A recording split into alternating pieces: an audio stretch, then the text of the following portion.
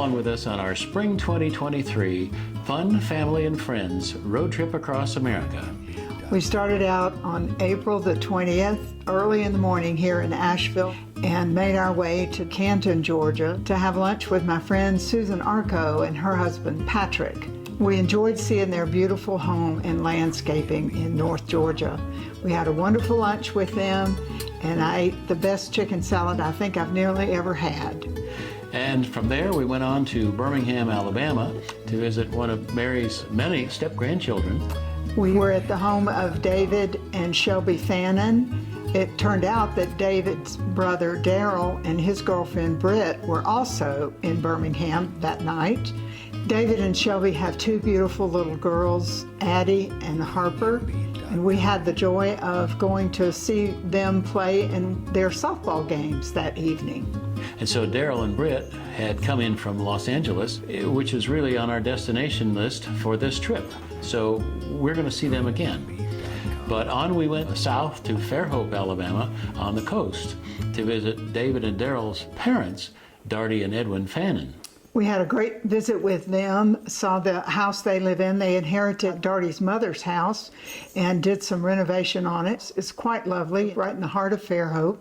And they have a 6-passenger golf cart. So we got an up-close and personal tour of Fairhope with a darling little downtown where they have a chocolate shop that both Edwin and Darty work in. And of course, we are chocolate lovers, so we had to stop in and get a few morsels there. From there, we headed westward through Texas. It took us a couple of days to get from Fairhope to Houston. Our stop in Houston was because of my friend Jim Wong and his wife Ellen living there. Jim and I went to high school together in Baguio City in the Philippines. Many, many years ago, it was a joy being able to catch up with him and meet his wife Ellen in their home in Houston. The next morning we took off for Austin, Texas, so we could have lunch with my friend Cindy Rigby. The Reverend Dr. Cynthia Rigby is a theological professor at Austin Presbyterian Theological Seminary and has been a friend of mine for a number of years. She was often a speaker for me at Montreat conferences, either a keynote speaker or a preacher, and she actually preached my ordination service. We were delighted to be able to have lunch with Cindy and catch up with her again. And leaving Austin, we spent another couple of days driving to Phoenix, which is where I spent about 20 years of my earlier adult life. We had a nice visit with my sister and some of our family, as well as a number of my old friends from Phoenix when I lived there back in the 70s and 80s and the early 90s. Our first visit was with my friend Bobette Gordon and her husband Bob Cialdini. Then the next day we spent most of the day visiting and eating with my old friend and co-worker from 40 years ago, Maria Johnson and her husband. And then a quick lunch with a newer friend of ours, Bree Bruce. And finally with another old friend from Phoenix days, John Karam. We had a lot of good food and visited a lot of wonderful people. Even in Phoenix, the temperature was pretty warm at 100 degrees in late April. Not unheard of, but unusual. But then we left westward for Los Angeles and more specifically Burbank, California. That's where we stayed with my step-grandson Daryl and his girlfriend Britt for 3 nights in their home and had a wonderful time with them. They wanted to know what part of the area that we wanted to see, and I said, well, why don't you show us what's interesting and important to you?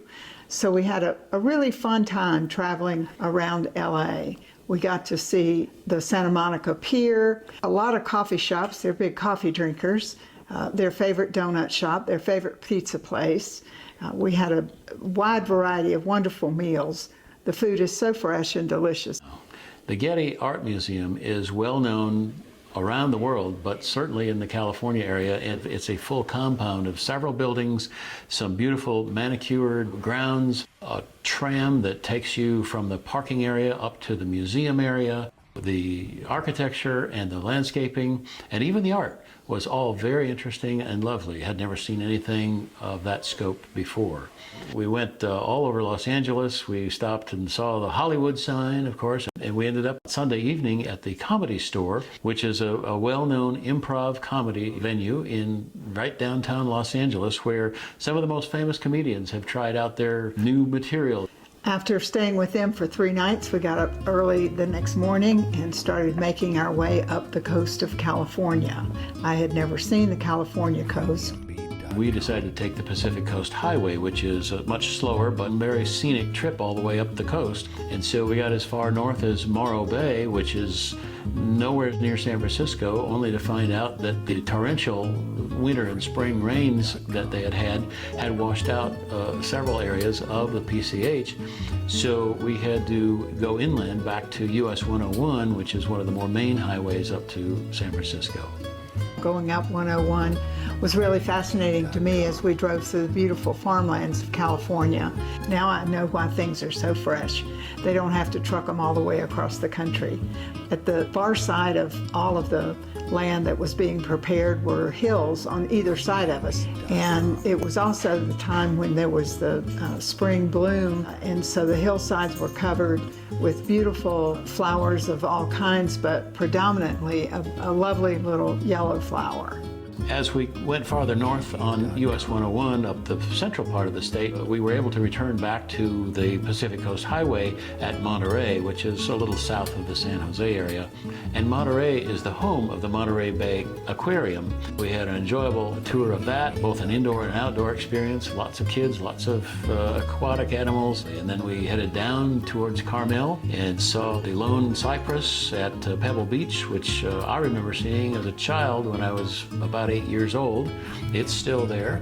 And on down to Big Sur, drove by the Apple headquarters in Cupertino and ended up in San Francisco for a couple of days. It had always been a dream of mine to be able to visit Fisherman's Wharf and see the lovely area of San Francisco that I'd seen in movies.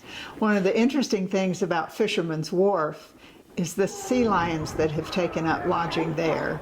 They used to be along the different part of the California coast, but during the earthquake in the 1980s, they relocated to San Francisco.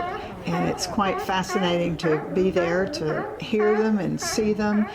And so the first day we had set up a tour with tours by locals with a fellow named Ader who has lived in San Francisco for 35 years.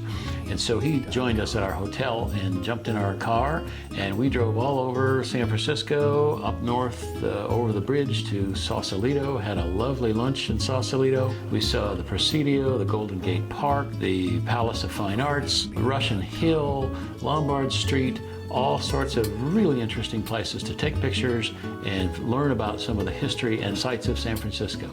We really did have a lovely time. And of course, seeing the beautiful Golden Gate Bridge is just as spectacular as it looks in all of the pictures. So it was a joy to be there. The second night we were there, we had scheduled this cruise in the bay on the sailboat. It consisted of a total of 9 people, including the 2 crew. And it was a little coolish, a little windyish, but the sun had popped out enough that we could see a nice sunset. We rode right by Alcatraz Island and the Golden Gate Bridge. On our way back to port, the sun was just gleaming off the Bay Bridge and off of the skyscrapers of San Francisco. And Merri likes being on a boat wherever she is, and so that made her happy. It did. It was a lot of fun. After a couple of days in San Francisco, we headed a little ways north across the Golden Gate to the magnificent redwood sequoia trees of Muir Woods National Monument. We walked among them, and it's serene and quiet, unlike almost any place else. Those are majestic trees. It's absolutely fascinating to understand that they have been there for thousands of years. And from Muir Woods, we headed a little farther north up to Napa, which is, of course, the home of the vineyards in the Napa Valley. But really our destination there was to have dinner with some old friends of mine whom I hadn't seen for 40 years, Gail Keene and her husband Greg. That was enjoyable, and the next morning we headed a little farther northeast across Sacramento and over to the little Sierra foothills town of Volcano, California. 2 new friends of ours, Robin Field and Carolyn Misher, live there. They are retired medical doctors, spending a lot of their own time traveling, but they have a small ranch there and invited us to spend the night with them. We ate in a little restaurant in downtown Volcano, which is 2 blocks long, they told us. and we were able to walk their property and walk along a beautiful mountain creek that they have. They are new friends of ours who will be living here in Asheville in another couple of years. After that, we headed east on our trek home, and that was about a 5-day trip.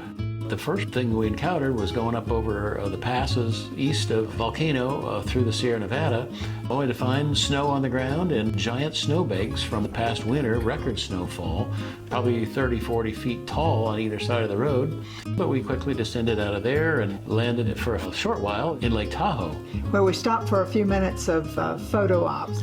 So on we went to spend our first night on our trip home in Winnemucca, Nevada. Just saying Winnemucca is enough to make you want to say it again.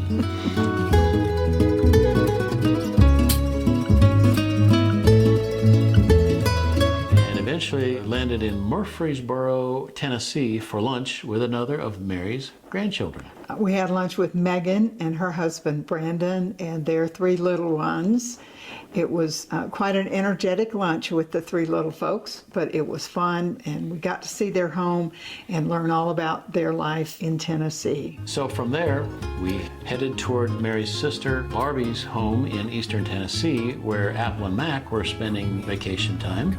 We traveled the rest of the way home, and after 23 days and 6,400 miles, we had a lovely time. We had great weather, we had no car problems, and we're glad to be home. We probably won't be taking another road trip in the immediate future, but we sure did have a good time, and we're looking forward to the next one.